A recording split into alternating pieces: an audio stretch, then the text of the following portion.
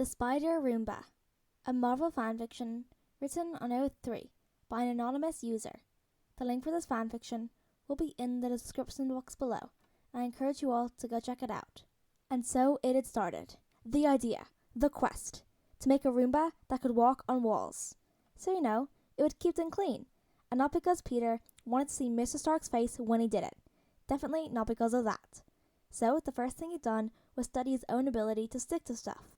Spiders use the Van der Waals force, an electrostatic force that attracts all surfaces on a molecular level. Spiders have these tiny hairs at their feet, and it causes a slight bond to the surface that's not much its own. However, the thousands of hairs multiply force until it can support the spider's weight, he explained to Mr. Stark. Ever since the bite, Peter spent hours researching spiders and their abilities, their strengths and weaknesses, to get an idea of what he might be able to do, and what he'd be affected by. The research had saved him from a nasty peppermint candy last summer.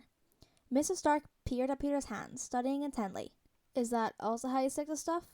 No. Peter pulled up his sleeve until it covered his hand, then jumped, pressing one hand against the ceiling. See, if it were true for me, the hairs wouldn't be able to do their thing through the fabric, he said, dangling from one hand. Plus, it wouldn't scale it to a human being, even if it worked like that. The amount of hairs on my hand wouldn't be able to sustain the weight of my whole body. He dropped back down to the ground with a soft thump. Mr. Stark raised an eyebrow. Then how do you stick to walls? Peter shrugged. I don't actually know, he admitted. The man looked intrigued. We could run some tests, he offered. Peter's eyes lit up. They ran the tests. It took the whole weekend for them to come to the conclusion that he was... I'm doing what exactly? Peter repeated. You're increasing the molecular attraction between your body and the surface you're touching, Mr. Stark explained. How you're doing this, I still don't know, but you certainly can't do it with the Roomba. He frowned at the screen, so his first idea obviously would not do. His second idea was to make it magnetic, but Mr. Stark had drawn the line at installing metal plates within the walls. That idea led to idea number 3, which was the one that had the most promise. He decided on using a propeller that would keep the modified Roomba on the wall. The propeller could only tilt one direction, and it was strong enough to, blow the Roomba up against the wall and keep it in place. It's not really walking on the wall as much as it's being pushed against it, Mr. Stark pointed out. Peter shrugged, hands flying over the prototype he's been working on. I know, but it works. As soon as he finished the propeller-powered prototype, he'd come up with a genius idea.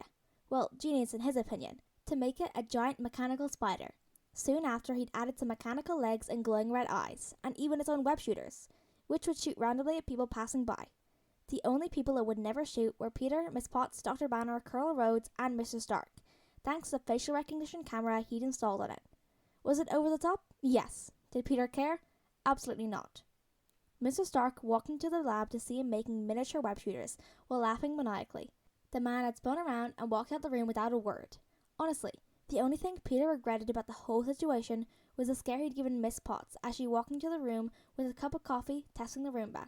Peter had to admit, seeing a spider the size of a dinner plate on the wall was pretty alarming. She dropped her mug of hot coffee on the ground in shock. Peter had apologized profusely to her for an hour and made her new coffee, cleaning up the mess of the broken mug that was now on the floor and the cold coffee. The bots tried to help. Keyword tried. No, Dummy, that's not a good crash. Shit. Originally, the Roomba hadn't even been able to clean the walls. As a vacuum cleaner, all it could do was vacuum the dust off them. But it was pretty much useless against cleaning any dirty footprints.